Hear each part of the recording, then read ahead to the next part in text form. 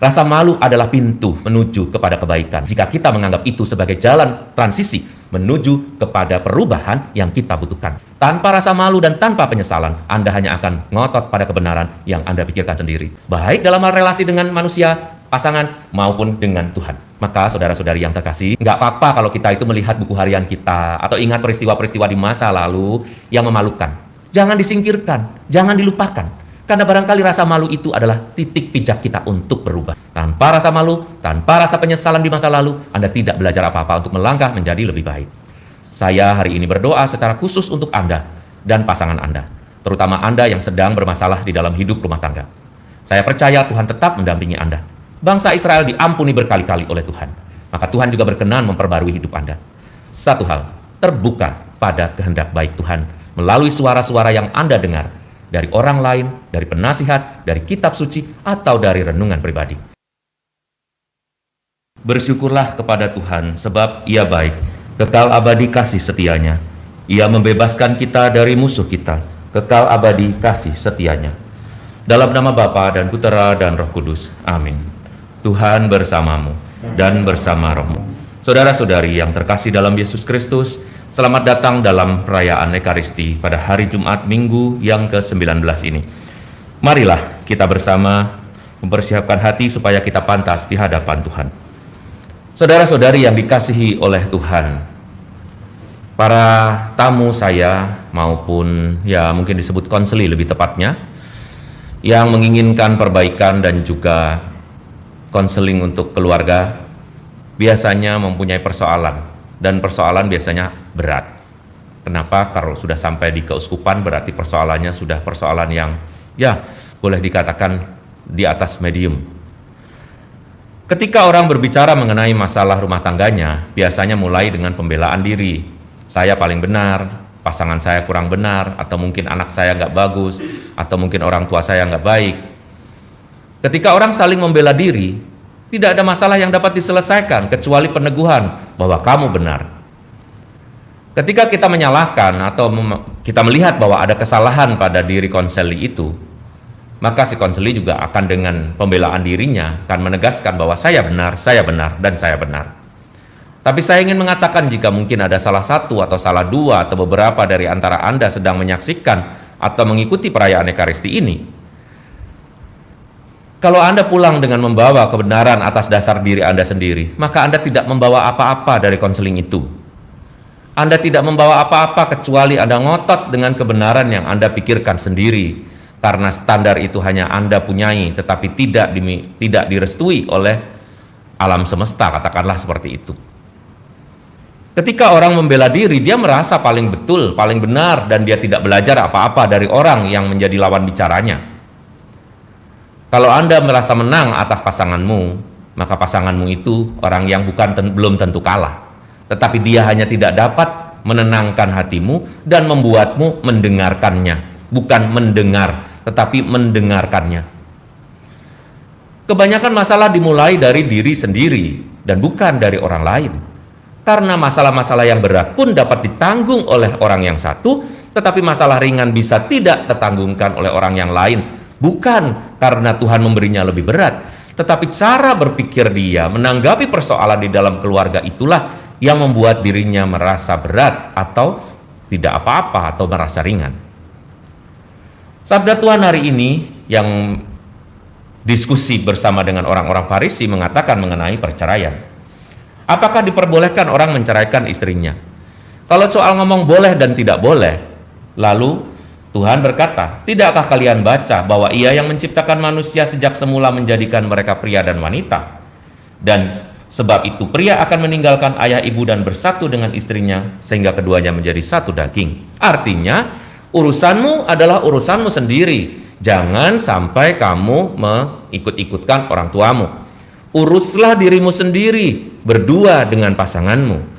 Jadikanlah pasanganmu teman hidup untuk menyelesaikan persoalan dan menjalani hidup ini dengan perjuangan dan sukacitanya. Kenapa ada orang-orang yang begitu ngotot untuk bercerai? Karena merasa masalahnya tidak tertanggungkan lagi. Kalau saya bilang begini, bahwa masalahmu sebetulnya dapat diselesaikan, langsung pasti Anda akan bilang, Romo nggak merasakan sendiri. Kebayang nggak kalau semua orang ngomong Romo nggak merasakan sendiri kepada saya? Lah, Anda datang itu memang karena Anda merasakan masalah, bukan saya disuruh merasakan masalah. Tetapi nasihat-nasihat yang diberikan oleh siapapun juga, termasuk oleh saya, orang yang tidak mengalami seperti Anda, adalah sesuatu yang barangkali dari 100 mungkin yang cocok 1, 2, 3 saja. Tetapi masa dari 100 tidak ada satupun yang cocok untuk Anda?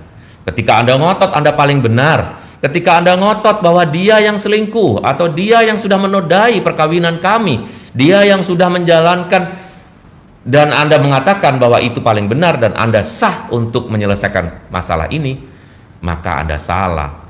Dari semula gereja mencanangkan bahwa dalam susah dan senang, dalam suka dan duka, Anda menikah. Itu risiko yang harus diambil.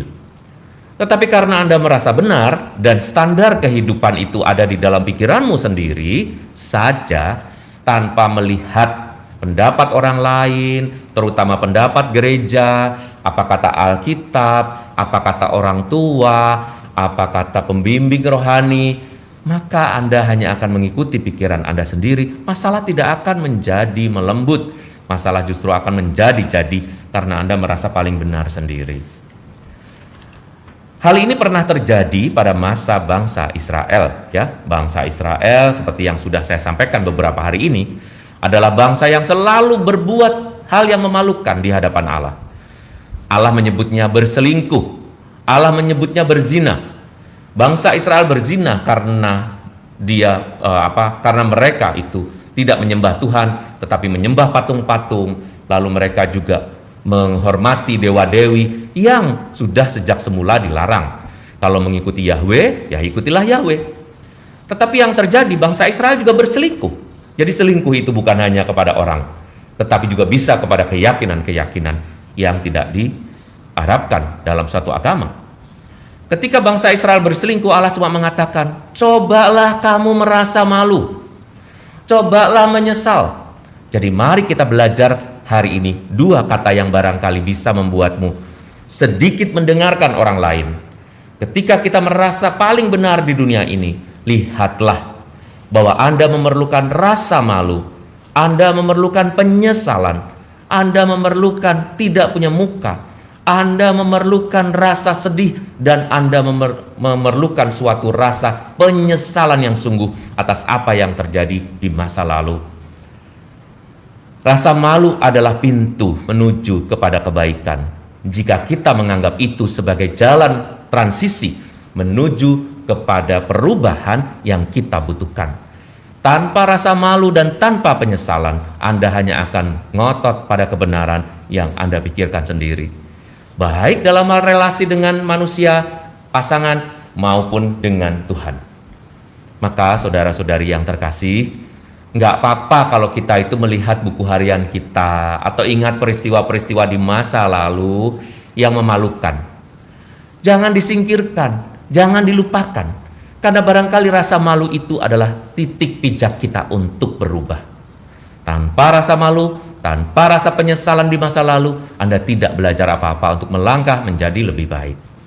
Saya hari ini berdoa secara khusus untuk Anda dan pasangan Anda, terutama Anda yang sedang bermasalah di dalam hidup rumah tangga. Saya percaya Tuhan tetap mendampingi Anda. Bangsa Israel diampuni berkali-kali oleh Tuhan, maka Tuhan juga berkenan memperbarui hidup Anda. Satu hal, terbuka pada kehendak baik Tuhan melalui suara-suara yang Anda dengar dari orang lain, dari penasihat, dari kitab suci, atau dari renungan pribadi. Marilah mewartakan misteri iman kita. Setiap kali kami makan roti ini dan minum dari piala ini, wafat-Mu Tuhan kami wartakan hingga Engkau datang. Tuhan bersamamu. Allah yang Maha Baik memberkati kita, hidup, keluarga, pekerjaan, dan putra-putri kita dalam nama Bapa dan Putra dan Roh Kudus. Amin. Dengan demikian perayaan Ekaristi kita sudah selesai. Syukur kepada Allah. Marilah pergi kita diutus. Amin.